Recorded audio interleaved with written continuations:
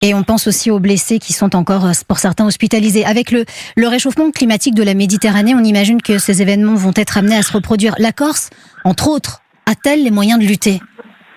Tout à fait, ça c'est le problème de fond. On avait déjà commencé à le poser.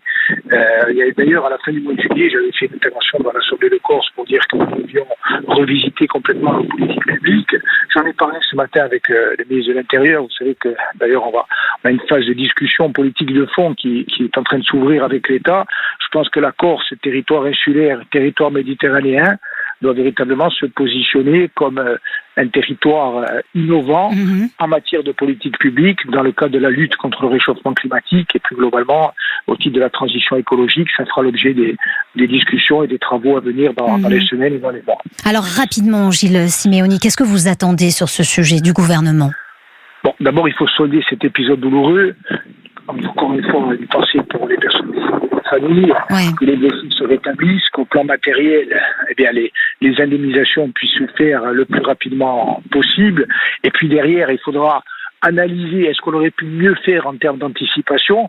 Ce matin, on discutait, il y a des balises qui vont être mises en mer et qui auraient permis, par exemple, d'avoir un peu plus de temps de réaction et d'anticipation.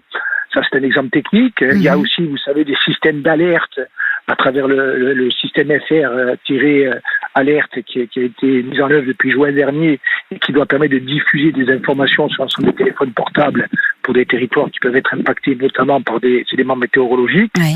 Et puis après, il y aura la réflexion de fond, comment on gère mieux les épisodes de sécheresse, les épisodes de risque d'incendie, les épisodes de déchaînement des éléments comme nous les avons connus. Est-ce qu'il faut prévoir des zones tampons pour abriter les gens en cas de grosses tempêtes comme nous l'avons connu hier ?